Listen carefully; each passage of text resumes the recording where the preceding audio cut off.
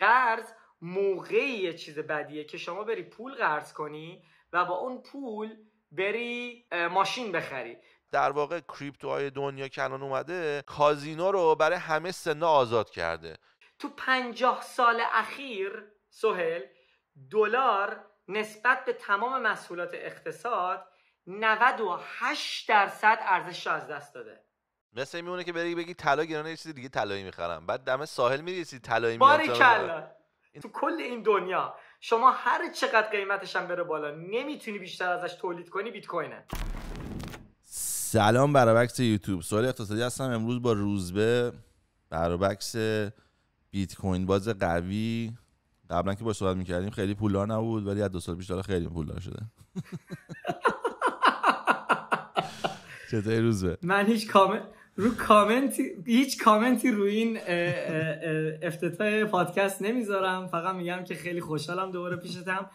ما آفلاین الان داشتیم حرف میزدیم، فکر کنم دقیقاً 1 سال میشه گفتی، نه 1 سال پیش امروز ضبط کردیم. آره برابکس یوتیوب خیلی این موضوع جالبه. کسایی که دفعه اول دارن ما رو میبینن، ما همین ویدیو رو با روزبه دقیقاً 1 سال پیش همین امروز ضبط کردیم و 14 دسامبر اومد بیرون.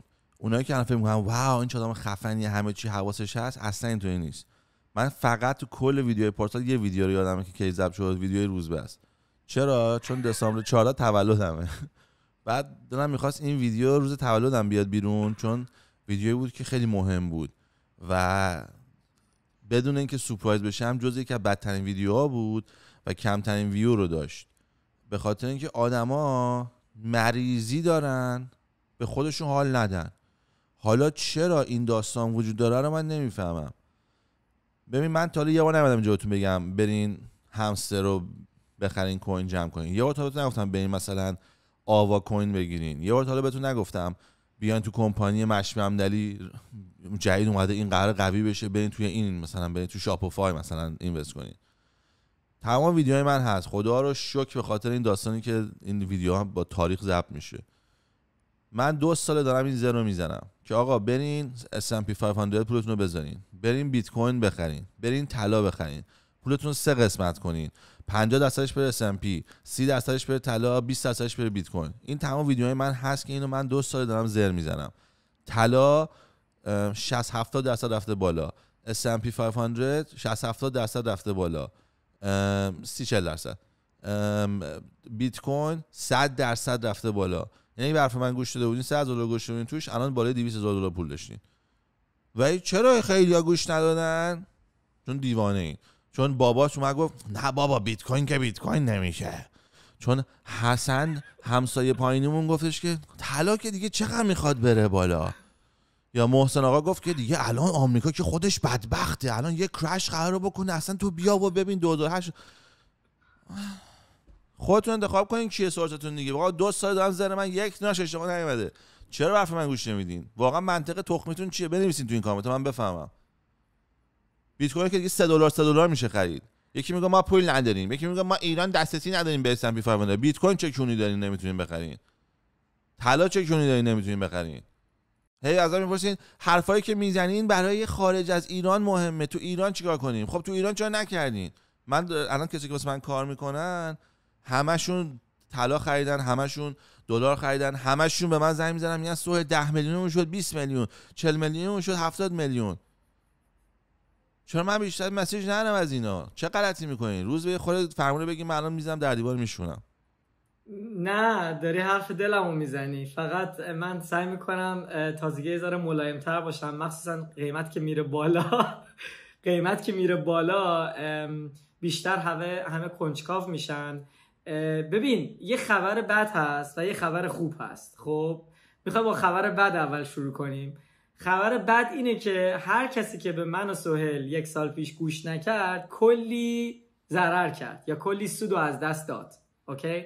این خبر بده. خبر خوب اینه که بیت کوین هنوز 1% دنیا هم نیست. اوکی؟ مشکلی که بیت کوین داره حل میکنه، توی همون ویدیو قبلیمون اگه برین بچه‌ها گوش بدین، من و سهیل راجبش خیلی خیلی تو دیتیل هم صحبت کردیم، مشکل پوله. اوکی؟ و این مشکل پولو چون این انقدر زیبا حل کرده، تنها دلیل اصلی رشد بیت کوین روی این قضیه است و ما تازه الان ابتدای اون چیز هستیم، این راه حل هستیم که مردم بهش برسن، چون اکثر آدما هنوز اینو نفهمیدن و اکثر آدما فکر میکنن بابا بیت کوین الان $100,000، من $100,000 از کجا بیارم؟ یعنی اینجور سوالا رو هنوز دارن همه میپرسن. خب که یه سوالایی که فقط شما میتونی از طریقش متوجه شی که پس مشکل از خود بیت کوین نیست، مشکل از دانش مردم نسبت به بیت کوینه و هر چقدر شما بین این دو چیز توی هر استی، فقط بیت کوین نیست، تو هر استی شما وقتی که اختلاف به این بزرگی توی دانش یه اسست و ارزش یا راه حل یه اسست داشته باشین، رشد اون اسست خیلی بالاست، چون اکثر آدما هنوز نفهمیدن چی به چیه. خب این چیز خوبیه اگه تک تک آدمایی که شما باشون دارین امروز حرف میزنین راجع به بیت کوین همه چی رو بدونن، قیمت 100,000 نبود. آره قیمت بیشتر از 15-20 میلیون باید می بود، چون اون موقع بود که ما الان 40-50% دنیا رو گرفته بودیم با روی اون قیمت ها. خب و اصلا هیچکی راجع به قیمت یک بیت کوین کامل صحبت نمی کرد، همه داشتن راجع به چه میدونم 100,000 ساتوشی، یه قسمت کوچیک بیت کوین حرف می زدن که هر بیت کوین چند تا ساتوشی میشه؟ 1 میلیون؟ 100 میلیون 100 میلیون ساتوشی میشه.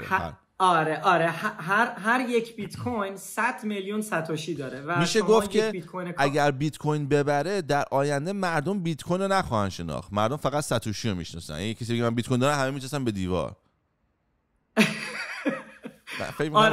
آره میشه گفت آره چون دقیقاً برعکس پول دولتی دیگه. مثلا توی ایران هیچکی دیگه اصلا راجع به ریال حرف نمیزنه، چون ریال اصلا دیگه مطرح نیست. خب همه میگن تومن. خب ولی قبلا ریال بود، یعنی اصل پول ایران ریاله، ولی انقدر صفراش زیاد شده که دیگه هیچکی ریال نمیگه، همه میگن تومن. خب بیت کوین دقیقاً برعکسه، چون محدوده و ارزشش در طول مدت به جای که بریزه ارزشش میره بالا و قدرت خریدش میره هی بالاتر. ما دقیقاً برعکس حساب میکنیم، ما تقسیم بریش بیشتر میکنیم و واحدای کوچیکترش با ارزش تر میشن، برعکس تومن که واحدای کوچیکترش بی ارزش ترن. یعنی همه پولا 1000 ریال دلار هم قبلا سنت بود، الان سنت مهم نیست. الان هیچکی راجع به سنت حرف نمیزنه. یه پنی چقدره؟ هیچکی اصلا راجع به یه پنی دیگه صحبت نمیکنه. کانادا که اصلا حذف کرد پنی. کجا؟ آمریکا؟ کانادا. آره خب کانادا یه ذره ضعیف‌تر هم هست دیگه نسبت به دلار. آره کانادا اصلا یه سنتی حذف کرد و خیلی باحال. اگه بهش بخری بشه 22 سنت، مثلا بشه $12.22 اگه کش بدی میشه $12.20 سنت. ولی اگه باشه $12.23 کش بدی میشه $12.25.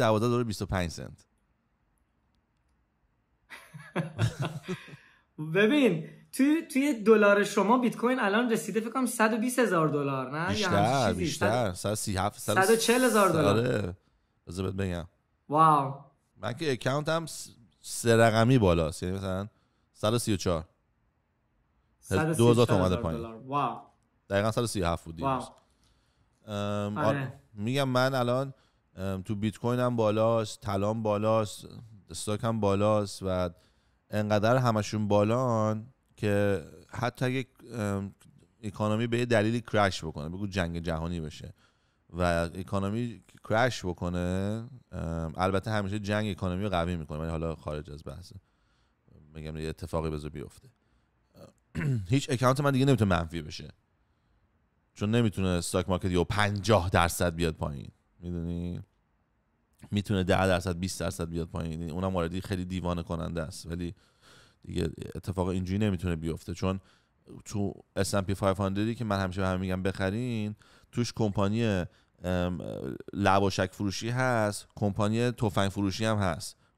وقتی که جنگ میره پایین، جنگ شروع میشه، شاید مثلا نتفلیکس استاکش بره پایین، ولی لواشکی که میخوام بزنن تو جیب سرباز به علاوه کمپانی که کفش سرباز درست میکنه، به علاوه هواپیما درست میکنه، اون استاکشون میره بالا. واسه همین تو دسته استاک ضرر میکنی، تو یکی میره بالا، واسه همین تو همیشه اینوستمنت میمونه اونجا. برای همینه که اینو میکنم و اینم نظر شخصی نیستش. من آدمایی که خب خیلی باهوشتر و خیلی دنیا دیده‌ترن آدم فالو میکنه، ازشون یاد میگیره تجرباتشون. تو زندگی لازم نیست همه چی آدم خودش تجربه کنه. این آدم احمق. این زندگی یه حیوونه. حیوان چون امتحان حرف بزنه همه چی رو باید تجربه بکنن، ولی ما اینجوری نیستیم. ما با هم دیگه از تجربه هم میتونیم یاد بگیریم.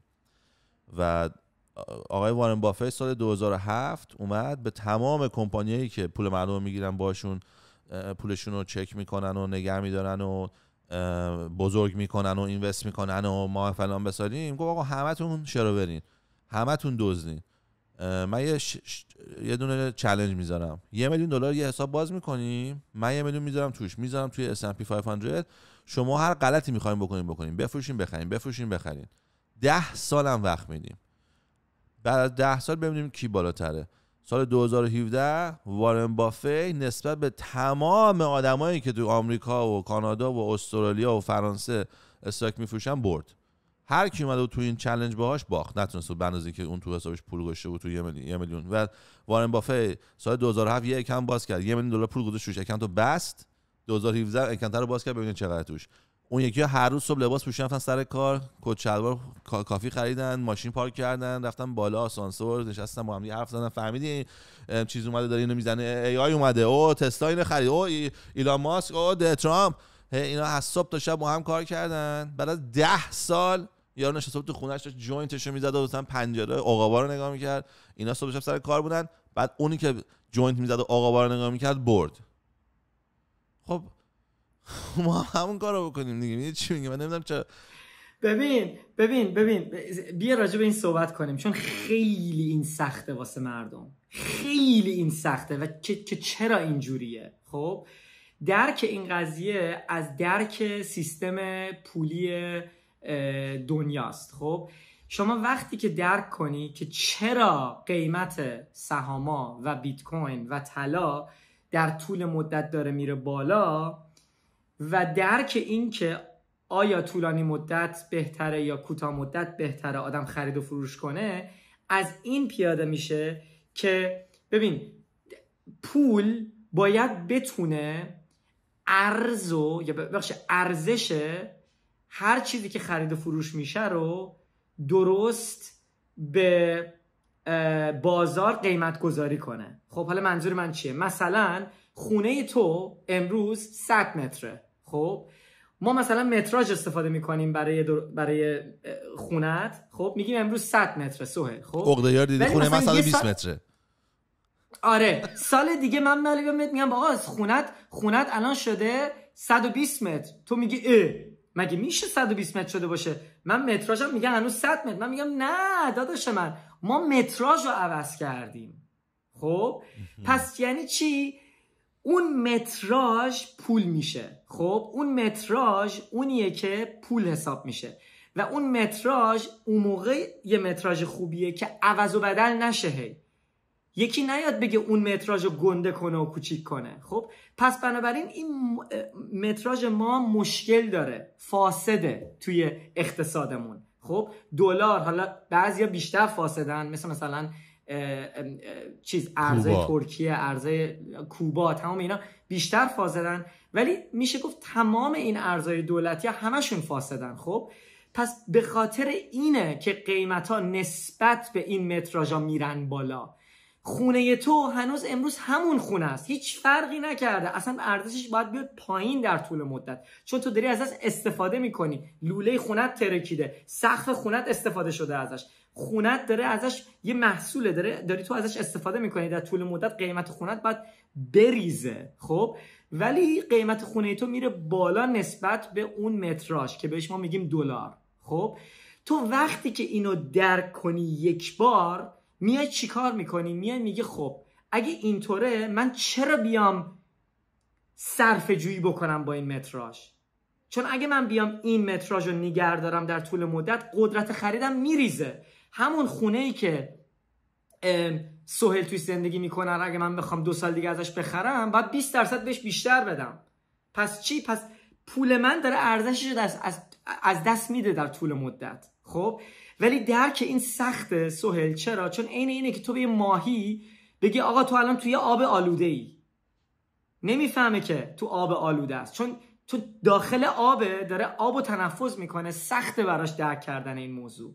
خب چون اون پول اقتصاد اون اکسیژن اقتصاد حساب میشه.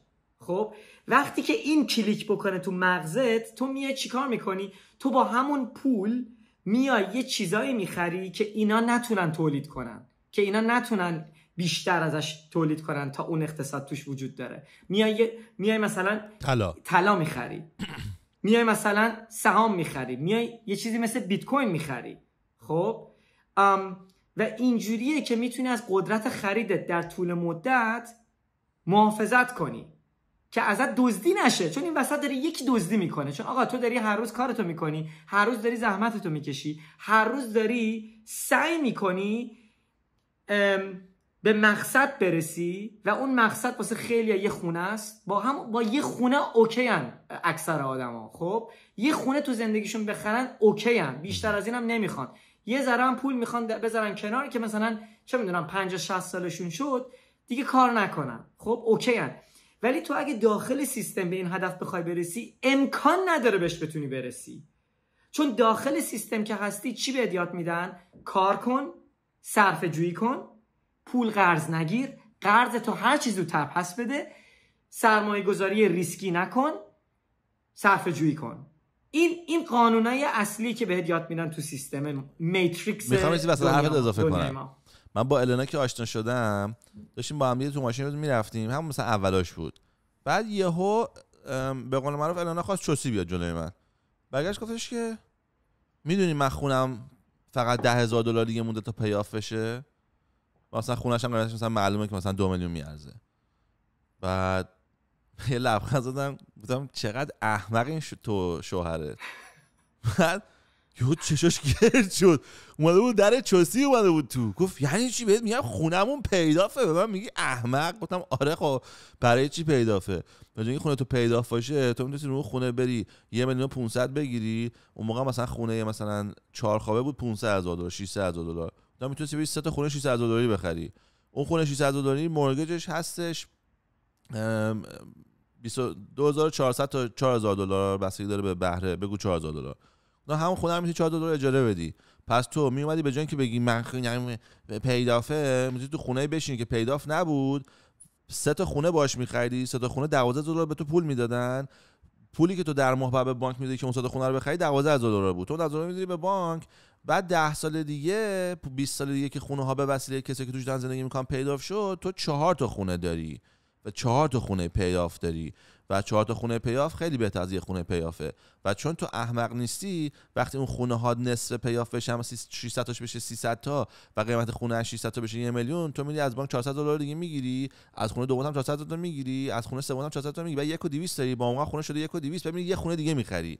بعد الان شد 1 2 3 4 5 تا خونه داری. بعد الان اینجوری نشسته توی ماشینش، من نگاه میکرد عین یه احمق.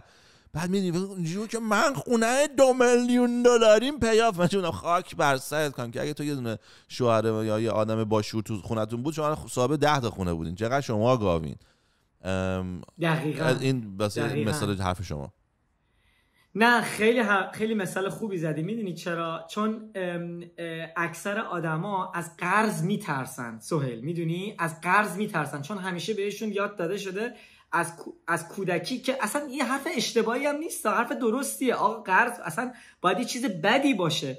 ولی مشکلی که این وسط هست، سیستم بانکداری ما و سیستم پول دنیا روی این ساخته شده که قرض چیز خوبیه. متاسفانه خب یک آدم ثروتمند کسی نیستش که قرض اصلا نداره، بعد کلی پول تو بانکش هست و صرفه جوه و میره خیلی زیاد کار میکنه و خیلی سالری بزرگی داره. یه آدم ثروتمند میدونی چه جوری زندگی میکنه؟ 20 تا خونه داره، کلی طلا داره، کلی سهام داره، کلی بیت کوین داره و خرجش از چیه؟ خرجش از قرضاشه. پول قرض میگیره، با قرضا خرجشو میکنه. چرا؟ چون قرضی که میگیره هیچ مالیاتی روش نباید بده. حالا واسه کسایی که تو ایرانن این یه ذره فرق داره، ولی کسایی که تو کانادان، کسایی که توی آمریکا هستن، ما یه سیستمی داریم توی آمریکا یا کانادا یا اروپا که قرض اصلا هیچ مالیاتی روش نیست. خب پس بنابراین قرض دیگه چیز بدی نیست، این وسط قرض یه چیزی خوبی میشه. این یک. دوما وقتی که شما ارزش پولت داره هر سال با تورم میریزه، آیا آدم بهتر قرض نداشته باشه یا بهتر قرض داشته باشه؟ دفنیتلی داشته باشه. باید قرض داشته باشه. این مثال هیچی بهتر از ایران کار نمیکنه، چون یارو میاد از 100 میلیون قرض میکنه، 100 میلیون میشه $3,000. بعد 2 سال باید دلارت میکنه، بعد میری 3 سال باهاش دادگاه، بعد دادگاه میگه آقا 100 میلیون ایشونو بده، بعد اون موقع 100 میلیون $10,000 به تو پس میده. بعد من اینجوری بودم خب تو ایران بهترین بیزنس اینه تو فقط پول قرض کنی یا مردم فرار کنی، پول خودشو فقط نگه دار، خرج نکن، بذار تو بانکت. بعد از 5 سال که میاد دنباله تو فقط باید 10% پولشو بهش پس بدی. تو فقط اگه پول یارو رو بگیری دلار کنی بذاری کنار، بعد 5 سال بدو. بعد از 5 سال هم یارو میاد میگه آقا پولمو پس بده، دوز میگه اوکی گو خوردم بیا اینم پولت، همش علاوه بهره ایرانی 10% دارم روش پس 140 میلیون پس 140 میلیون میشه $14,000 $86,000 یارو جلوه. آره دیگه دقیقاً مشکل قضیه اینه که چون که پول داره خودش بی ارزش میشه، قرض بنابراین دیگه چیز بدی حساب نمیشه متاسفانه.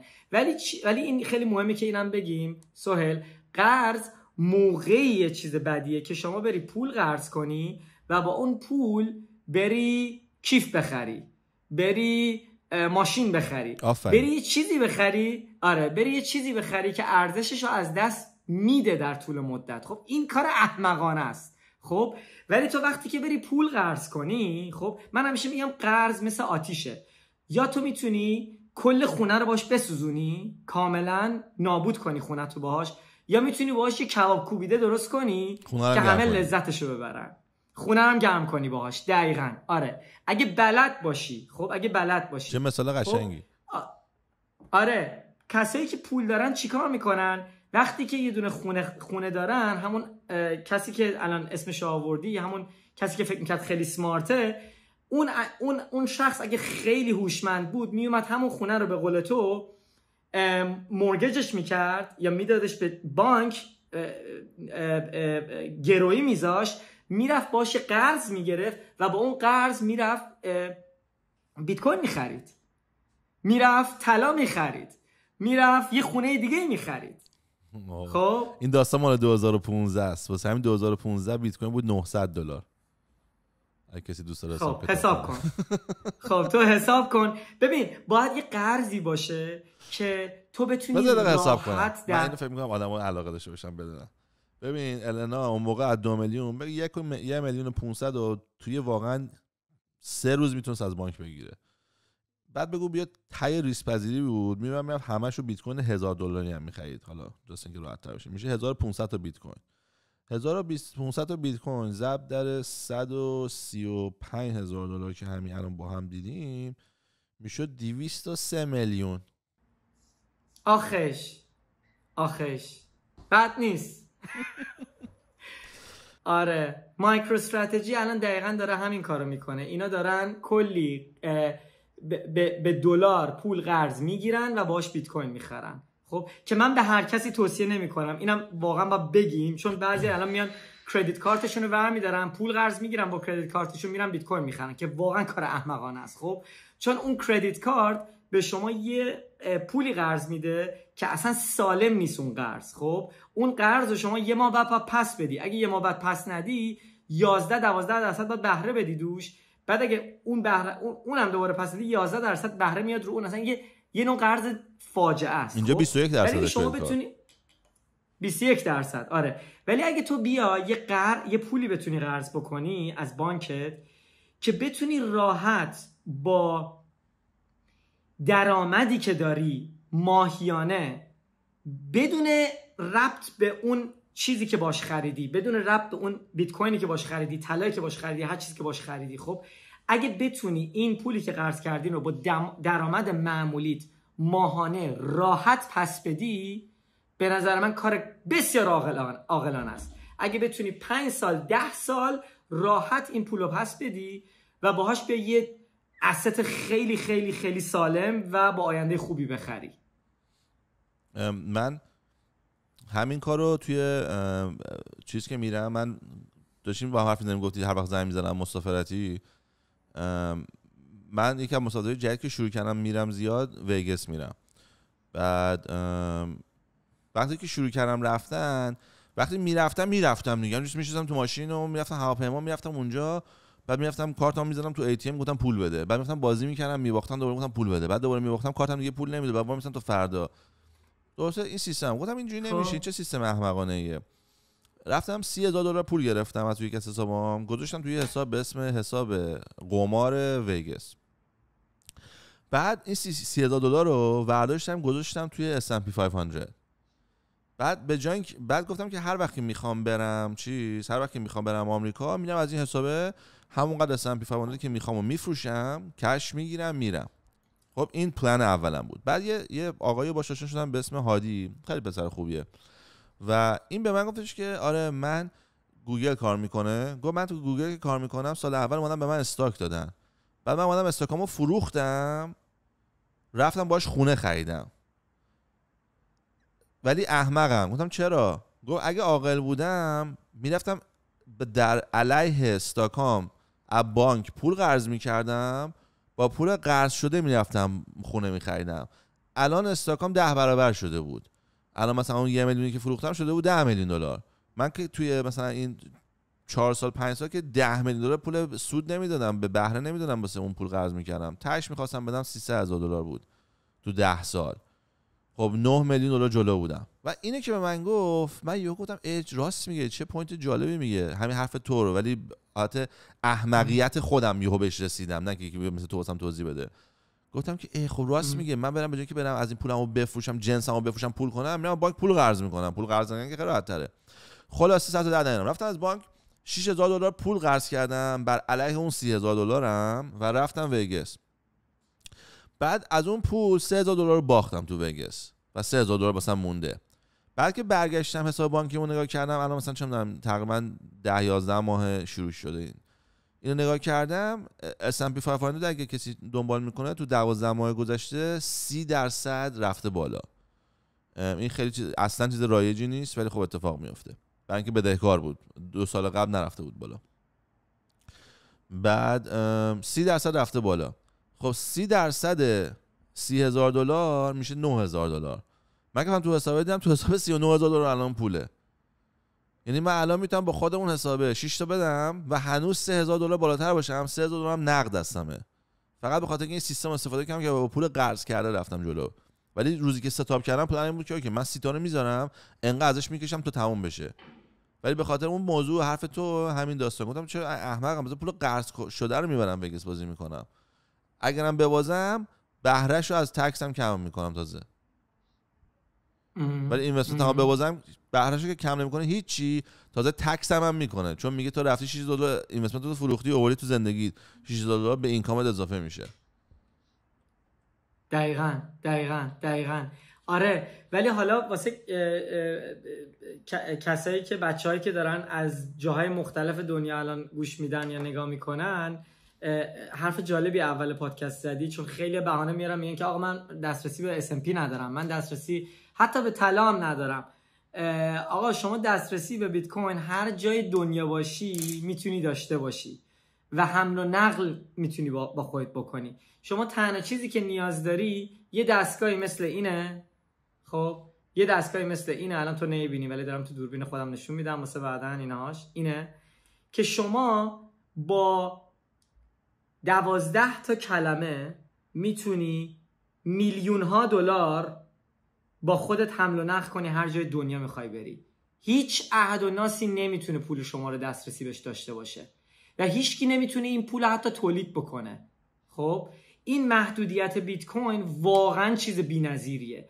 من و سهیل دفعه قبل که صحبت کردیم تولید بیت کوین و یکی از دلایلی که من انقدر توی پادکستمون داشتم روی این تایید میکردم که الان خیلی خوب موقعیه که ما وارد بازار بشیم، یکی از دلایلش این بود که آقا موقعی که روزی که ما این پادکست رو ضبط کردیم فکر کنم 1 هفته یا 2 هفته قبل از این اتفاق بود که تولید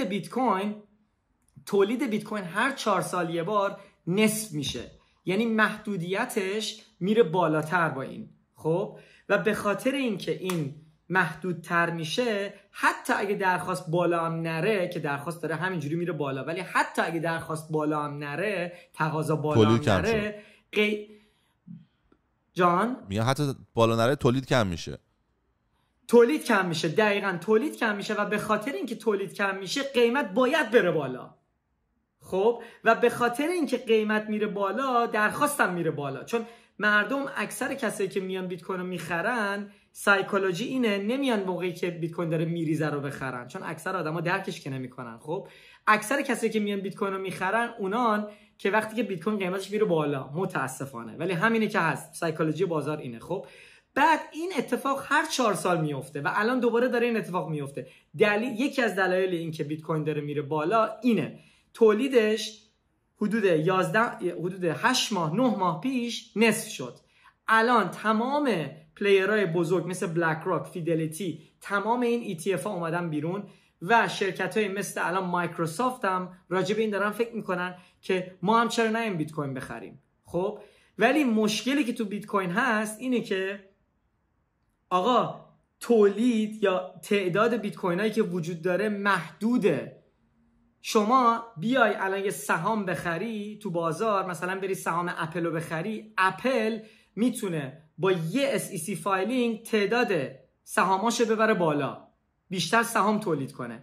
طلا هم همینه، طلا وقتی که قیمتش بره بالا، ماینرای طلا میتونن بیشتر طلا تولید کنن چون ارزششو داره براشون. وقتی که قیمت طلا میره بالا، خرج تولید طلا پایینتر میشه چون خود طلا ارزشش رفته بالا دیگه.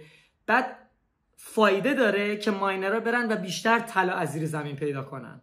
خب تنها چیزی که تو کل این دنیا شما هر چقدر قیمتش هم بره بالا نمیتونی بیشتر ازش تولید کنی، بیت کوینه. تنها چیزی، یعنی اصلا بهش میگن price inelastic. خب یعنی اصلا تولیدش هیچ ربطی به قیمتش نداره. قیمت هر چقدر بره بالا، هر چقدر درخواست بره بالا، تولیدش نمیتونه بیشتر از اونی که هست بشه. این جینیس بیت کوینه که این مشکل رو حل کرده. واسه اولین بار شما میتونی یه چیزی رو به خودت ترانسپورت کنی هر جای دنیا و تولیدش دست هیچکی نیست، پروگرام شده تو کدش، کل دنیا تو کل دنیا پخشه و هر 4 سال تولیدش داره کمتر میشه و هر چقدر من و تو بیشتر با هم پادکست بذاریم راجبش صحبت کنیم، مردم برن راجبش تحقیق کنن، به همین اطلاعات دسترسی خواهند داشت، اینو بیشتر درک خواهند کرد و بیشتر آدما وارد این شبکه میشن و تقاضاش بالاتر میره و قیمتش میره بالاتر. حالا احمد گم فقط قبل از اینکه تمام کنیم من میخوام این چیزو بگم بچه‌ها، این نظر شخصی منه خب، ولی تو 2 سال گذشته هرچی نظر شخصی بهتون دادم درست بوده. یک دونه حرف نمیتونین توی 2 سال، من 500 تا پادکست درست کردم، یک دونه حرف نمیتونین پیدا کنین که من اشتباه زده باشم. به این فکر بکنین. CNN اخبار میذاره بعد میاد میگه ما زر زدیم. من الان 500 تا اپیزود دادم، همین ندارم هنوز که چیزی مزخرف گفته باشم. این شخصیتی که الان بهتون توضیح دادم داره میگه آقا کوینای دیگر رو نخرین. bitamax.com اومد پشت سرش ایلان ماسک با عباس آباد، اینا رو بیخیال شین، اینا فایده نداره. برای اینکه بزرگترین قدرت بیت کوین اینه که صاحب نداره. کسی که ساختهش چون کسی که اینو ساخته این چیزا که داره توضیح میده، اگه بهش فکر بکنی یه دقیقه میفهمید کسی که این درست کرده 10 برابر من و تمام آدمایی که دارن من نگاه میکنن کامباین عقلش رسیده. این نشسته به قدری به این موضوع فکر کرده، تا 100 سال آینده نشسته فکر کرده، گفته آقا من چیکار کنم که دنیا بتونه اینو بگیرتش، چجوری کار کنه، چجوری سکیور باشه. یعنی هر جوری بهش فکر بکنی این جینیسه. بقیه بیت کوین ها حتی که مثلا داج کوین بیاد، یارو ترامپ رئیس جمهور شه، بعد ایلان ماسک بیاد بگه ما از این بعد روی اکس کوین میزنیم، داج کوین میزنیم، یهو اون کوین گنده میشه، ولی باز اون مثل دلاره. یه نفره که دو پشتش میتونه زیادش کنه، میتونه کمش کنن، میتونن یهو تو اکانتاتو ببندن. این داستان داره. بازم این نیست. من باورم اینه که هیچ کوینی به غیر از بیت یا هیچ کوینی نمیبره. یعنی یهو مثلا 5 سال دیگه بیت کوین هم میخوره زمین به هر دلیلی، میگن آقا همه کشور میزنن دنبالش، میگن آقا ما نمیخوایم کسی تو تلفنش 30 میلیون منور کنه، چه مسخره بازیه، ما نمیتونیم جلوی تروریستا رو بگیریم. قبول.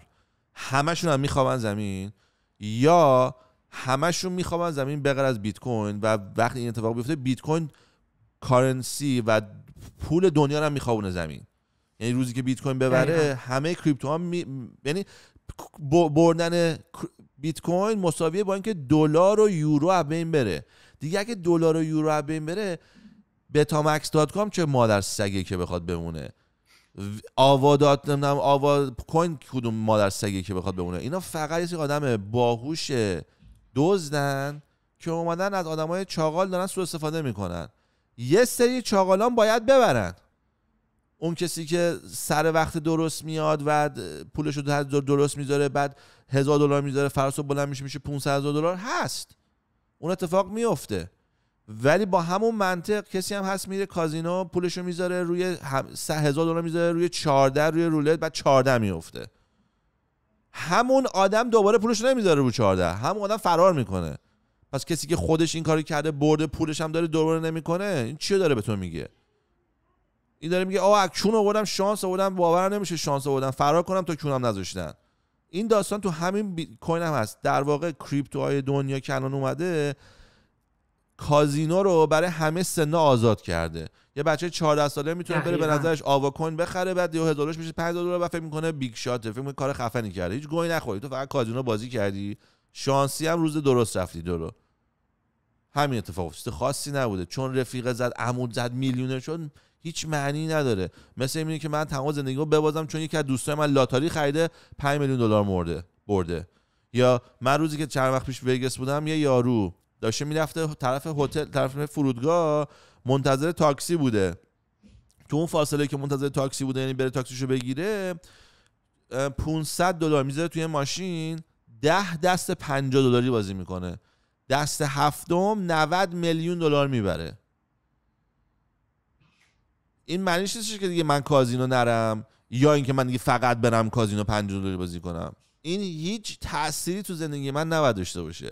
اگه من دوست دارم بازی کنم، اینا یه اتفاقایی که خیلی خاصه، مثل همونجوری که بگی من هواپیما سوار نمیشم چون هواپیمای فلانی سقوط کرد، یا من ماشین سوار نمیشم چون فلانی چپ کرد مرد. اینا اونجوریه. و من باورم اینه که تمام کوین‌های دیگه، تمام اتفاقات دیگه میفته مزخرفه. فقط به قول معروف اگر یه چیزی اومده که داره دلار رو که کشوری مثل آمریکا پشتش رو در خطر میذاره، این یکیه که اصلا دیگه تو بحث نیستن. این 2 قرون من بود با مغز فندقی من. فردا داج کوین میاد کل دنیا رو میگیره، میتونه باشه، ولی نظر من اینه که اتفاق نمیفته. ببین اصلا این که تو این حرفو میزنی، تو هم یه شخصی هستی که تو کامیونیتی خودت خیلی خیلی رول بزرگی واسه خیلی بازی میکنی. سهیل، من واقعا به این حرفت افتخار میکنم، چون کسی توی پوزیشن تو باشه میتونه کاملا از شنوندگانش یا از بینندگانش سوء استفاده کنه و بیاد این حرفو نزنه و بگه که بچه‌ها بیت کوین یه چیز خوبیه، ولی من یه توکن جدید دارم به نام سهیل توکن، بیاین سهیل توکن رو بخرین چون من فکر کنم بیت کوین آینده سهیل توکنه. دقیقاً کاری که اینا دارن میکنن. خب یه مش کلاهبردار که نشستن دور هم، یه مارکتینگ تیم دارن که میاد با سلبریتی های یوتیوبر یا هر سلبریتی که هست. مگه ندیدیم با FTX چه اتفاقی افتاد با اون سپورتس آره با سپورتس سلبریتی ها بودن، همه اونا نابود شد، FTX رفت رو 0.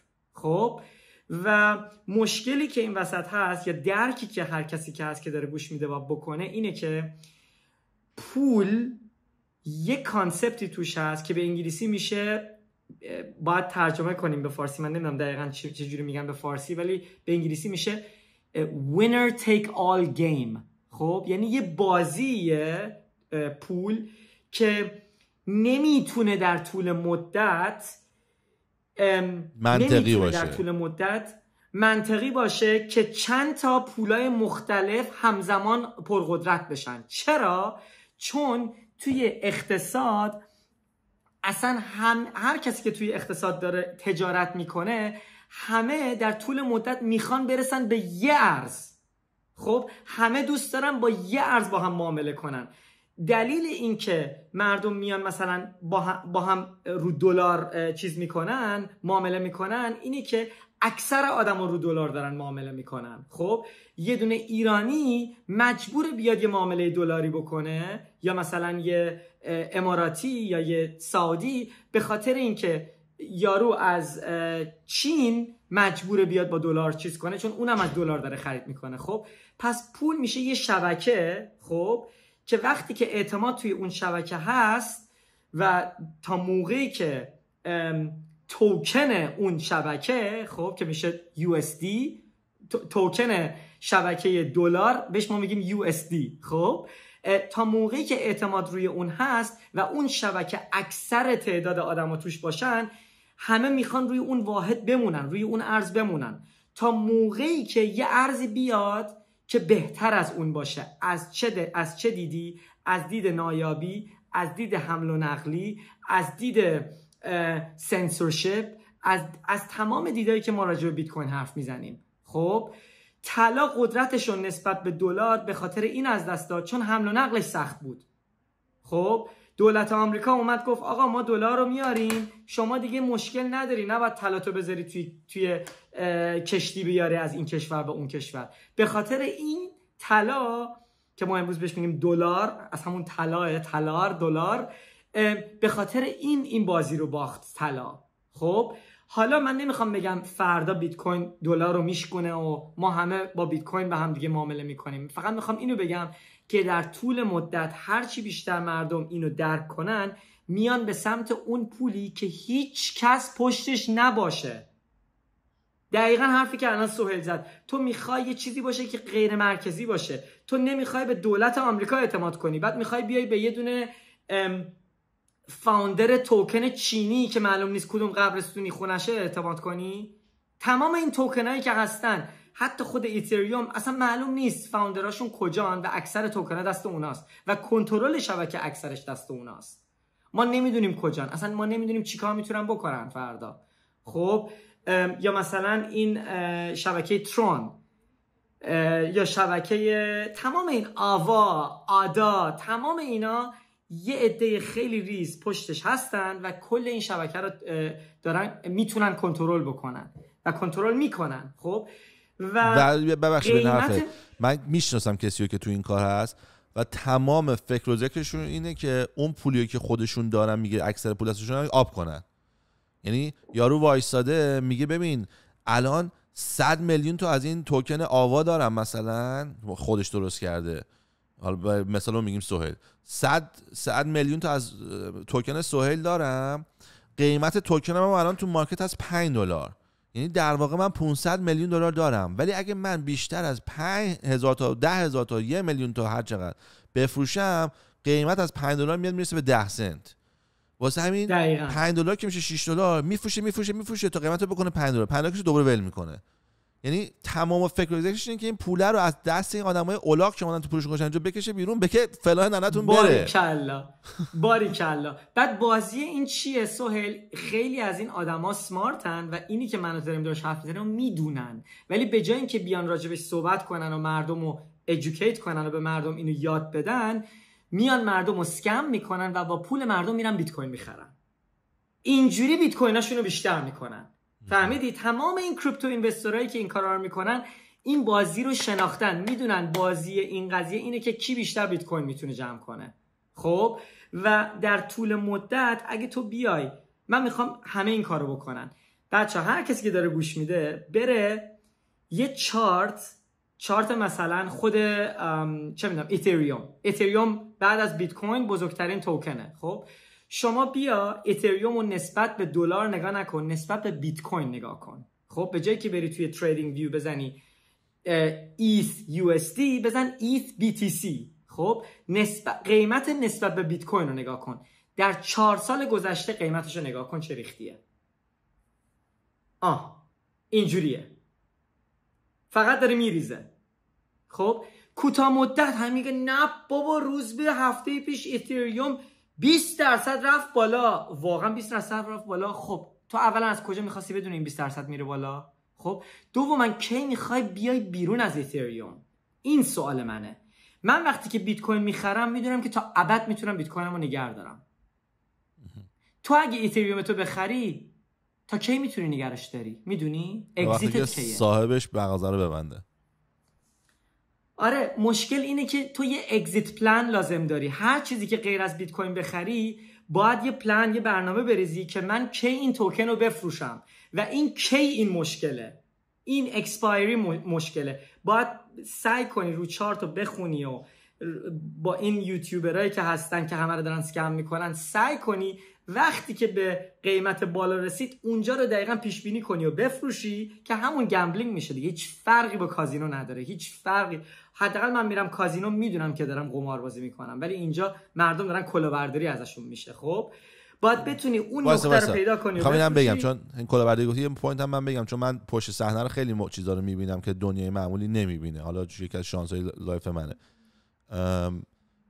من یکی الان اسمش رو بگم همه میشناسیم، مثلا نمیگم، یکی از بچهای خودمون که مثلا معروفه که بالای چند میلیون فالوور داره،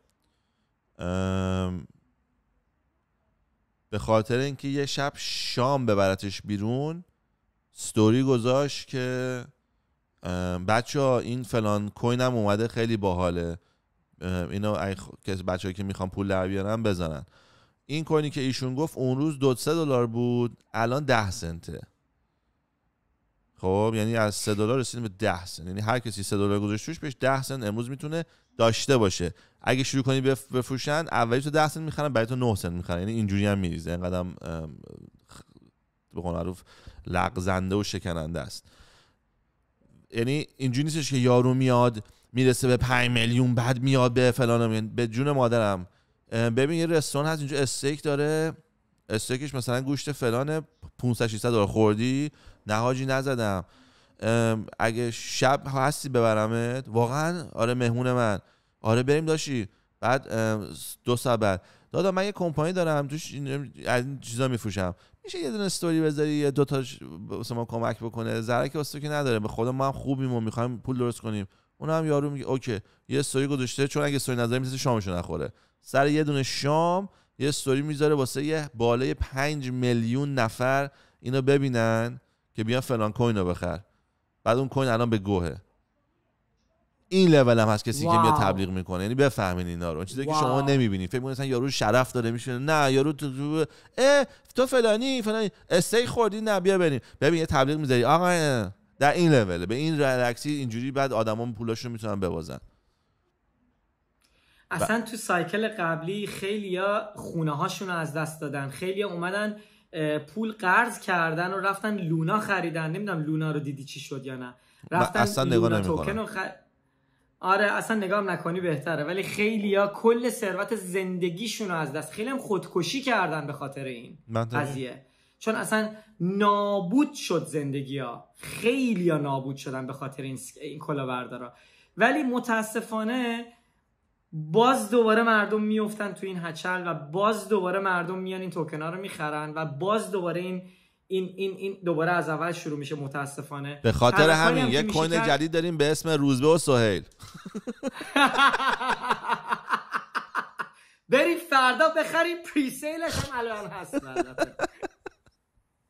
آره آی خاک بستنه. آره نه خلاصه بیتکوین اونلی، بیتکوین اونلی، بیتکوین اونلی. این تنها چیزی که من میتونم بگم. اگرم حس میکنین دیر رسیدین به بیت کوین، اشتباه فکر کردین بچه‌ها، واقعا اشتباه فکر کردین. بیت کوین میره رو 200,000 تا، 300,000 تا، 400,000 تا، 1 میلیون، 2 میلیون، 3 میلیون، 4 میلیون تا ابد. اوکی؟ کی این اتفاق میفته نمیتونم بهتون بگم کی این اتفاق میفته، ولی این اتفاق خواهد. یعنی نمیدونیم، من که نمیخوام بگیم.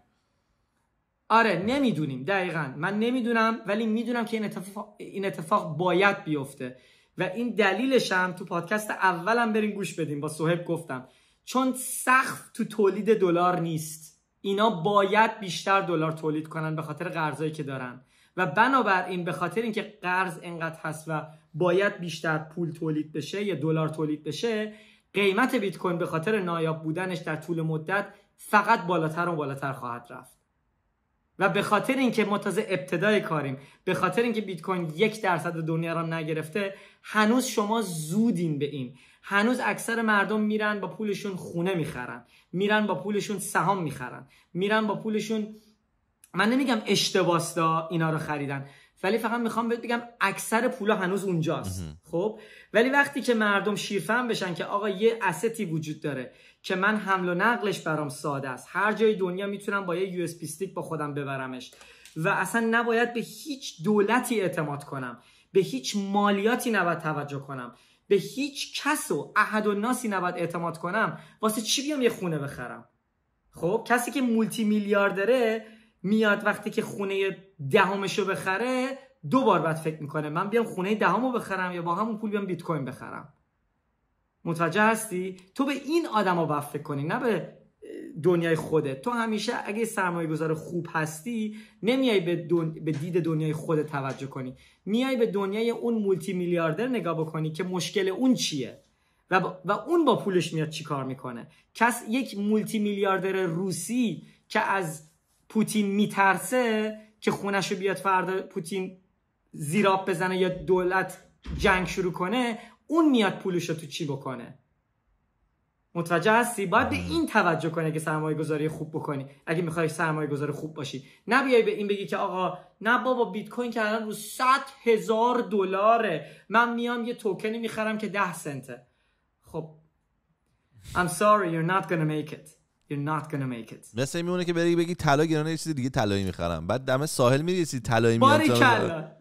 این دقیقاً مثل اونه دیگه، بگی اوکی این طلا گرونه اینو بخرم. هیچ وقت معنیش نیست که یکی از اون دیگه تقریبا میشه گفت گارانتی هیچ کدوم از اون دیگه طلا نمیشن. دقیقاً دیگه تو بهتره نقره پیدا کنی که اصلا نه رنگ طلاست، نه در حد طلاست، نه هم وزن طلاست، این اصلا توی بازی دیگه است. واسه همین به نظر من میگم دوباره میگم خدا رو شکر که رکوردش هست. من 2 ساله دارم اینجا زر میزنم، هم بیت کوین رو گفتم، هم طلا رو گفتم، هم S&P 500. S&P 500 50-60% بالاست، طلا 60-70% بالاست، بیت کوین 100 خورده درصد بالاست. دیگه من نمیدونم چه گویی بخورم شما رو پولدار کنم. یعنی من دارم دادشو میزنم، خواهششو میکنم، میگم هفته‌ای بکنین. من الان از ویدیو قبلی که با روزبه صحبت کردم این واقعیتی بهتون بگم جالبه. من همون موقع داشتم با روزبه ویدیو میگرفتم، یه $20,000 گذاشتم تو حسابم که این $20,000 میخواستم اینوست کنم تو بیت کوین یا نکنم. ها تو این فکر بودم. با یه پسری که کارش پوله و اصلا از این کاراست که اپ میفروشه چجوری پول تریدر بکنه، تریدر وحشیانه است، ماهی هم $70,000-80,000 درآمد داره. نه از ترید، از فروش اپلیکیشن ترید واسه بقیه که ترید کنن. خوشم اینو میگه من از ترید نمیتونم پول در بیارم، از اینکه به بقیه یاد بدم ترید کنن پول در میارم. خب حالا کاری نداریم. این آدم اومد به من گفتش که آقا بیت کوین حتما قیمتش میره پایین، الان باید بره پایین فلان بسار. خب من حرفشو باور کردم به خاطر اینکه خب یارو کار صبح تو کارش پوله. بعد روزبه اومد همین حرفاشو زد به من، بعد من یهو تو فاصله یه هفته 2 تا اینفورمیشن گرفتم. یه نفری که تو کار پوله و اینا گفت ببین 100% یه ریزش داره، پولاتو کش کن، الان بیت کوین داری همه رو بفروش، بعد که رفت پایین اون موقع بخر، بعد کلی پول در میاری. روزبه گفت اصلا همچین غلطی نکن، فکر باشه. من نمی‌دونستم چیکار کنم. این پوله رو نصف کردم، $10,000 رو گفتم کش بمونه، $10,000 رو گفتم به اسم روزبه میخرم. اون $10,000 الان نزدیک $11,000 رفته روش. اون یکی $10,000 الان همونجوری مثل ان نشسته. خب یعنی واو خیلی خوبه. وای من اینو نمیدونستم، الان اولین بار بود سوال برام اینو تعریف کرد آن ایر. ایول میگم همه گول میخوره، همه میشنویم اطلاعاتو، این ور میتونه باشه اون ور میتونه باشه، ولی واقعا بحثایی که راجع به بیت کوین میکنیم و حرفایی که داریم میزنیم اگه بهش فکر بکنی، تا حالا تو دنیا اتفاق نیفتاده بوده. تا حالا پولی نبوده که صاحب نداشته باشه، تا حالا پولی نبوده که وزن نداشته باشه، تا حالا پولی نبوده که دیده نشه، تا حالا پولی نبوده که نشه دزدی بشه یا فوق العاده سخت دزدی بشه، تا حالا پولی نبوده که زیاد نشه. خب این یعنی اصلا واقعا مثل واقعا AI تو دنیای کامپیوتر، یعنی ما ندیدیم قبل دنیا اصلا عوض شد دیگه. الان با پروگرامر لازم نداریم، نه الان مثلا 10 سال دیگه اصلا کسی بگه من پروگرامرم میخندی بهش، چون موموکو میتونه پروگرام کنه. فقط یه چیزی به کامپیوتر میگی، کامپیوتر حرفتو میفهمه انجام میده برات، سریع بدون دیلی بدون خرج. یه دونه پروگرامر شاید 2 ماه طول میده کاریو که مثلا کامپیوتر تو کار مثلا 10 ثانیه میکنه. این فرقو نگاه کن. واسه همین تو نمیتونی الان دیگه بگی نه من میخوام پروگرامر بشم. فقط دیوانه باید باشی که بگی من میخوام پروگرامر بشم که نمیفهمی داره چه اتفاقی میفته. این هم یه همچین چیزیه. ما الان 200 مدل پول داریم تو کل دنیا، از ریال داریم تا دلار تا یورو فلان بسار. هیچ کدوم از اینا 20% 30% بیت کوین هم نیست از نظر کیفیت. پس ما یه قابلمه داریم که توش پر از آشغاله و این آشغال دنیا رو میچرخونه. یه نفر یه قابلمه درست کرده که توش کباب گذاشته با زعفرون اضافه، بعد همه اینطوریم آیا این غذا میشه؟ خب اگه اون غذا نشه چرا گوه آشغال غذا شد؟ اگه این گوه آشغال غذا شد پس اون باید غذا بشه دیگه. بعد تو وقتی میای هیستوری پول رو نگاه میکنی، ما همیشه شعورمون یا فهممون تموم میشه انگار در روز اول همه رو طلا بودن. ولی تا بیان کنیم طلا که تو دنیا نبوده.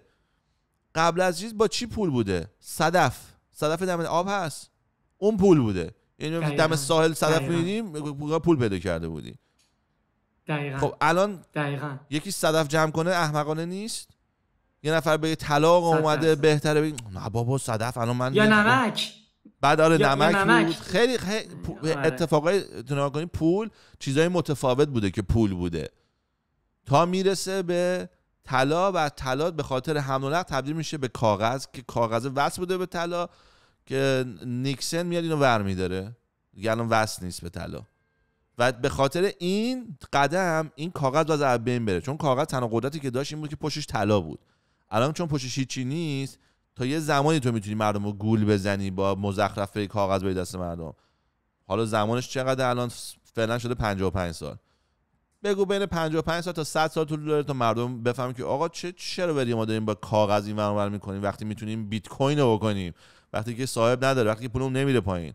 همین حرفی که زد خونه دهمش که میخواد بخره میگه من یک دیوونم برم کش برم خونه بخرم. خب من با بیت کوین میخرم یا یه خونه میخرم که بتونم بیت کوین بدم به یارو خونه بخرم یا خونه‌مو میخوام به بیت کوین بفروشم به یه نفر دیگه نمیخوام دلار بگیرم. یه خونه هست واسه فروش ولی 1 میلیون دلار نیست، 10 تا بیت کوینه. پس اگه میخوای بخریش برو با پولت بده بیت کوین بخر، به من بیت کوین بده.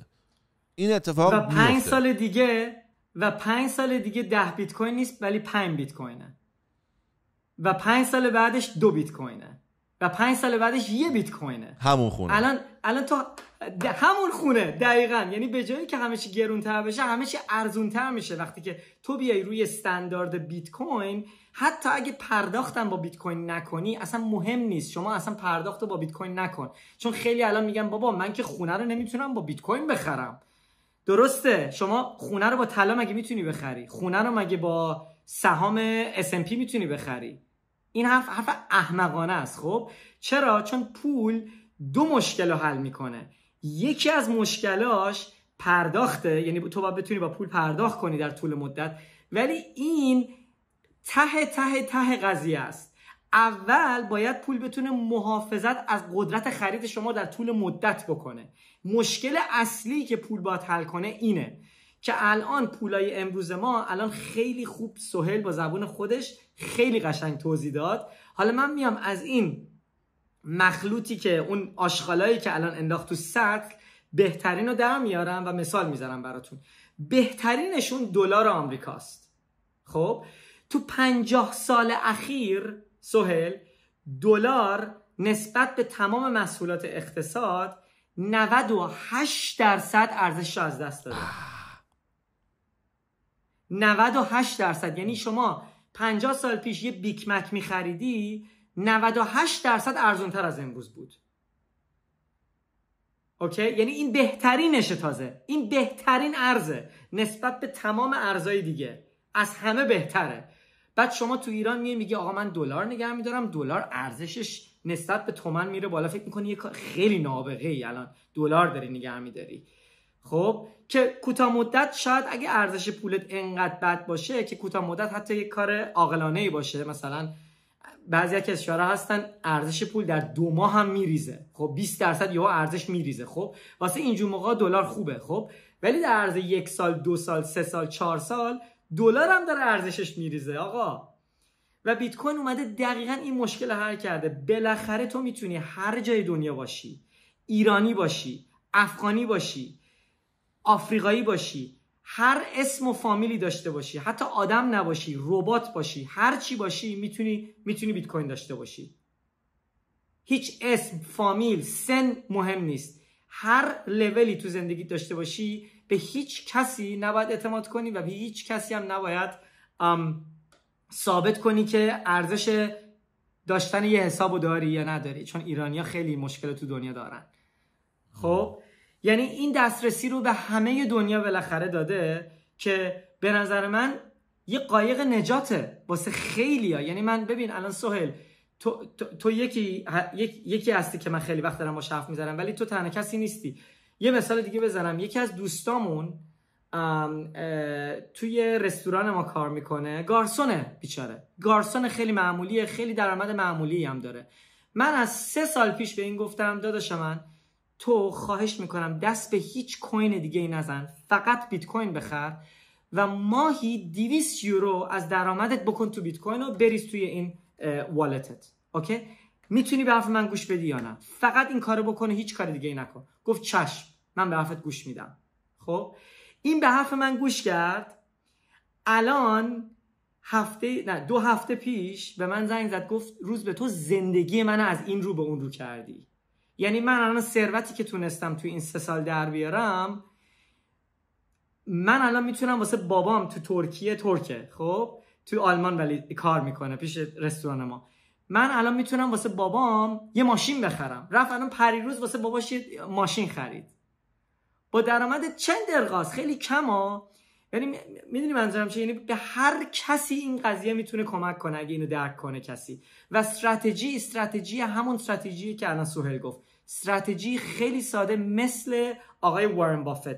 آقا بخر، فراموشش کن و هی بیشتر بخر. قیمت میریزه، بخر. قیمت میره بالا، بخر، نگهدار و صبر داشته باش. باید بتونی صبر کنی. قیمت میریزه، نباید نروز بشی. هر چقدر بریزه نباید نروز بشی. قیمت میره بالا، نباید فومو بگیری. نباید حس کنی که داری چه میدونم عقب میافتی، بیشتر بری بخری. آقا هر هفته یا هر ماه ثابت یه مبلغ بخر و در طول مدت نگهدار. اگه تو این کارو بکنی، هر جای دنیا باشی به هدف اقتصادیت میرسی. هر کسی تو هر جای دنیا با کمک بیت کوین. واقعا هیچی قوی‌تر از خورد جمع کردن نیست. دوباره از پادکست قبلی اون که من با روز به حرف زدم، من هفته دقیقاً ستاپ کردم هفته $200 بیت کوین بخره. یعنی همون موقع تو پادکست تموم شد، ستاپو رفتم تو اکانتم زدم آقا هفته $200 بیت کوین بخره، بستمش. تمام اون $200 شده حداقل $400 هر کدومش. اون چقدر باحاله. نشستیم همینجا حرف زدیم، منم خودم مثل شما که داریم من نگاه میکنیم، منم آدینس یعنی مهمونامو داشتم نگاه میکردم. مهمونم مثل اطلاعات بهم داد، گفتم آره آدم هفته‌ای میکنه، چون من خودم وقتی میرم رفته بالا یهو میگم هدیه خیلی گرون شد به درد نمیخوره. یه وقتی خیلی پایینه یهو میگم نکنه دیگه مثلا داره از بین میره نخرم. وقتی اتوماتیک ستاپ میکنی اصلا دیگه نمیبینیش. باید بفهمیم که ما بیشوریم. اینو مردم خیلی باشون مشکل دارن که قبول کنه بیشور آدما. آقا من روزی که موفق ترینم شدم این بود که فهمیدم بیشورم و باید جلوی خودمو بگیرم، جلوی سری داستانم. مثلا همین این یه مثالشه. یا مثلا من به کمپانی فیدلیتی که صحبت کردم، من به کمپانی فیدلیتی تقریبا 28% از درآمدمو دارم میدم که اونا پول منو منیج کنن. من خودم میتونم برم پولو بگیرم خودم بکنم، دارم میکنم تو چند جای متفاوت، ولی به این فکر کردم که یه روزی امکان داره من یه اشتباهی بکنم که اونا نکنن. اون 27% که من دارم فی میدم شاید یه روزی منو سیو کنه که مثلا من بیت کوینمو می‌خواستم تو $50 بفروشم، اونا نفروشن، بعد اون بیت کوین بشه $150,000، من $100 سودی که میکنم 2 سال 3 سال 10 سال پول فی ایناست. پس من با یه دونه ترانزکشن اونا میتونم 10 سال فیشون رو حذف کنم. برای همین رو نگه داشتم. چرا دارم اینقدر پول میدم؟ فقط به خاطر اینکه میدونم بیشورم، به خاطر اینکه میدونم احمقم، به خاطر اینکه تو یه روز 2 تا آدم درست میاد، یکیشون میگه بیت کوین قراره بخوره زمین، یکیشون میگه بیت کوین قراره بره بالا. یعنی اصلا مهم نیست کدومشون درست میگه. احساساتی آدم سهیل، آدم احساساتی میشه. آخه مشکل اینه که ما احساسات داریم و باید بتونی از این احساسات یه جوری جلوگیری کنی با همین کارا، با اتومات کردن، با پول دادن به عهده کسی که اصلا دسترسی بهش نداری و اون داره برات منیج میکنه. میدونی با تمام، حالا واسه هر کسی تو هر جای دنیا، مثلا کسی که تو ایرانه دسترسی به کسی مثل فیدلیتی نداره، خب ولی واسه این شخص مثلا این راه حل میتونه باشه که آقا بخر سخت افزار رو بذار اصلا یه جایی که اصلا دسترسی بهش نداری. یه سوال، الان سخت افزار تو کموده و من میخوام $50 بیت کوین بخرم، با این سخت افزار رو بیارم وصل کنم به کامپیوتر دیگه، درست میگم؟ نه اجباری نیست، یعنی میتونی اگه یه بار اینو ستاپ کرده باشی روی کامپیوترت، میتونی از یکی از آدرس‌های بیت کوینت استفاده کنی و پولو بفرستی روی همون آدرست. فقط موقعی که میخوای پولو ارسال کنی به سخت افزارت بعد نیاز داری برای امضا کردن. فهمیدم. اگه بخوای پول بفرستی اینو لازم داری، ولی اگه بخوای پول بگیری دیگه به کد بیت کوینت دیگه تو میفرستی به اون کد بیت کوینت، این خودش آپدیت میشه به قول معروف. دقیقاً. حالا کاری که ما کردیم، حالا ما 1 سال پیش حرف زدیم، من سهیل توی این 1 سال واقعا داغون شدیم. توی این 1 سال توی شرکت یه راه حلی سعی کردیم درست بکنیم واسه هر کسی که از این کار میترسه. خب واسه هر کسی که میترسه آقا این سخت افزار رو اگه من خودم درست کنم و بیت کوینم رو روش بذارم، کسایی هستن خارج آمریکا دسترسی مثلا به حساب بانکی ندارن، میخوان خودشون بیت کوینشون رو نگه دارن، یا حتی دسترسی دارن و دوست دارن هم اونو داشته باشن هم خود بیت کوین رو خودشون تو دست خودشون داشته باشن، ولی از این میترسن که آقا من وارد نیستم، اگه اینو یهو گم کنم یا اصلا من یه اشتباهی با این بکنم اون موقع چی؟ خب حالا سیستم ما چیکار میکنه؟ سیستم ما این آپشن رو میده که آقا حتی شما اینو کاملا از دست بدی، همه چی خراب بشه، کامپیوترت هم از دست بدی، بعد از یه مدت مخصوصی که انتخاب کنی، خب مثلا ما میشینیم با تو، والت تو برات میچینیم، بعد تو به من میگی آقا من اگه 9 ماه دسترسی نداشتم به این دستگاه، میخوام پولم یه دسترسی اضافه بهش اضافه بشه با یه سخت افزاری که اصلا دست خودم نیست، دست روزبست یا دست پدرمه یا دست هر کسی که اصلا پیشم نیست. خب اینجوری هم میتونی از این جلوگیری کنی که اگه حالا احساسات یه قضیه است ولی یهو فراموشی یا یهو مثلا یه اتفاقی برات میفته، خدای نکرده سرت میخوره به یه جا، یه اتفاقی میفته، خب مثلا خانومت که بلد نیست، تو نمیدونی تو چیکار کردی، خب اینو یهو از دست بدی کار تمومه. خب برای همین ما یه سیستمی چیدیم، یه نرم افزاری چیدیم که تمام این کارا رو برای تو ساده تر میکنه و اگه تو دستگاه تو از دست بدی هنوز میشه پولتو برگردوند، با این که دستگاه خودتو داری، دسترسی به بیت کوین خودت داری، بیت کوین تو هیچکی نمیتونه به کسی قرض بده، دستگاه دست خودته، کلید دست خودته، قرض به تو نیست، بیت کوین خودته و دست خودته، چون وقتی که بیت کوین دست خودت نباشه یه قرض به توه اون بیت کوین. یا دفعه قبل راجبش صحبت کردیم. آره خلاصه ما این کارو واقعا سعی کردیم ساده کنیم و پشت کامپیوتر میشینیم با هر کسی که علاقه داره اینو یاد بگیره، دونه به دونه این سخت افزارا رو میچینیم. واسه کسی که مثلا چه میدونم $50 تو بیت کوین داره این فایده نداره، خب ولی واسه کسی که مثلا چه میدونم $50,000 $100,000 یا مثلا یه ثروت بزرگی تو بیت کوین میخواد بیاره، خب واقعا فاجعه است تو اینو از دست بدی، مثلا فراموش کنی چیکار کردی یا خرابش کنی و کسی بهت کمک نکنه، اصلا یه فاجعه است. یعنی انگار اینکه تو خونه‌تو یهو گم کنی، کل ثروت رو به باد بدی، چون یه اشتباه بکنی کسی که پشت این قضیه نیست، میدونی، یه اشتباه کنی مثلا به یه آدرس اشتباه پول بزنی، میفته آخه این اتفاقات. آنلاین سایبر اتک میشن مردم دیگه، فیشینگ اتک هست، تمام این اتک ها هستن که از این میتونه همه جلوگیری بشه. دمت گرم. حالا من اتفاقا این کارو میکنم باهات. من پارسال میخواستم باهات بکنم ولی نتونستم. دلیلش هم بهت میگم، برای اینکه من با یه کمپانی پولمو دارم اینوست میکنم، بعد هر چقدر تو اون کمپانی بیشتر پول داشته باشم به من کمتر فی و اینا چارج میکنه و بیت کوین یه مقداری بود که این عدد منو میآورد از لول 1 به لول 2. الان اینوستمنت هم بیشتر شده، بدون بیت کوین هنوز میتونم لول 2 باشم. لول 3 هم که لول آخره خیلی موندم برسم، واسه مثلا بیت کوین مثلا اونقدر تاثیر نداره. برای همین من این کارو باهات میکنم. دفعه پارسال هم بهت گفتی آره بیا بکنیم، گفتم قبوله، ولی این دفعه میکنم برای ویدیوی دیگه‌مون، بعد توضیح میدم که چقدر سخت بود، چقدر آسون بود فلان، که مردم دقیقاً یا حتی اصلا میتونیم یه سشن با هم پرایوت داشته باشیم یا بعد یه پادکست اصلا ضبط کنیم راجع به نرم افزار که به همه نشون میدیم آقا این چجوری کار میکنه. اینو دوست دارم. این کارم میتونیم بکنیم. بچه‌ها یاد بگیرن. این کارم میتونیم بکنیم. چون دیگه هی هم ریپیت نشه راجع به قیمت و اینا تئوری حرف میزنیم، بریم راجع به خود بیت کوین حرف بزنیم. اتفاقا ریپیت مهمه. من فکر می‌کردم ریپیت چیز بدیه، ولی اتفاقا ریپیت خیلی مهمه، بخاطر اینکه آدما فراموش میکنن. دوما کسی حوصله نداره بره ویدیو پارسال ببینه. وقتی میبینی پیز یه سال قدیمیه میگی دیگه این گذشت. ولی اتفاقا من دوست دارم که ما سال یه ویدیو داشته باشیم قشنگ راجع به همین، راجع به اخبارش، و سال یه بار دیگه واقعا لوس نیست. یعنی بگی ماهی یه بار، بگی هفته یه بار، دیگه گندش در میاد. ولی یه سال یه بار واقعا دیگه میدونی من از 16 سالگی تا الان هر سال کریسمس هوملون رو نشستم نگاه کردم. آره آخه فراموش میکنه آدم، واقعا فراموش میکنه. بعد ببین یه کار دیگه‌ای که ما میکنیم، حالا فقط واسه تو نه واسه همه میکنیم، اینه که وقتی که والتو بسازیم هر 6 ماه زنگ میزنیم بهت.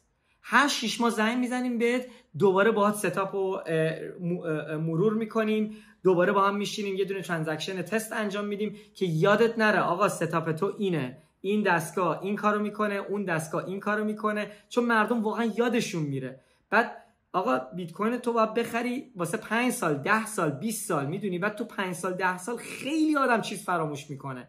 من یه دوست داشتم یه دونه لجر ستاپ کرده بود، بعد از 2 سال کامپیوترشو گم کرده بود، بعد یادش رفته بود دقیقاً چیکار کرده بود. ما لجر رو وصل کردیم، دیدیم پولش نیست، به کل پولش نیست، معلوم نبود چیکار کرده بود، یادش هم نبود چیکار کرده بود. یکی از حسابایی که افتتاح کرده بود مثل که پول ریخته بود روش، پولش هم دیگه نبود. خب یعنی واقعا این قضیه خیلی مهمه، اینو باید جدی بگیریم. به نظر من سلف کاستدی، به این متد میگیم سلف کاستدی، خیلی مهمه. همه باید بکنن تو بیت کوین، مخصوصا اگه شما خارج از آمریکا باشین. مهمتر از اینم هست، چون دولت‌های خارج از آمریکا و اروپا واقعا هر آن ممکنه که حساباتون رو ببندن، هر آن ممکنه که حساباتون رو فریز کنن یا پولتون ازتون ارزش بگیرن. تنها چیزی که میتونه نجاتتون بده اینه که کلید پولتون دست خودتون باشه. برای همین اگه دوستان هر کی دوست داره با ما در ارتباط بیفتین، ما حتی میتونیم یه دمو هم بکنیم. میکنیم دفنیتلی ویدیو بعدی، چون من مطمئنم بچه‌ها خیلی دوست دارن ببینن و یاد بگیرن. حتما اینو میکنیم توی همین سعی کنیم دوباره جنیوری با هم ویدیو ضبط بکنیم، ستاپش بکنیم. منم پول بیت کوین رو ترانسفر میکنم توش، قشنگ نشونم میدیم که چندش اتفاق افتاد. و دمت گرم روز به، خیلی حال دادیم. قربونت مرسی از دعوت چیزت مجددت، خیلی من حال میکنم، اصلا روحم واز میشه با تو حرف میزنم. دمت گرم. منم اولش خود ناراحت بودم، بعد که یه داستان فیلم اول ویدیو خوشحال شدم. داشت آلمانی صحبت میکرد، گفتم من فقط آلمانی رو تو فیلم دیدم دیگه، واسه من مغزم رفت. آقا سهیل واقعا دمت گرم، مرسی. ژانویه دوباره با هم قرار میذاریم. بیت کوین بخر تا میتونی بخر، نگهدار واسه همه. برو بریم. No financial advice. دمت گرم. چاکس.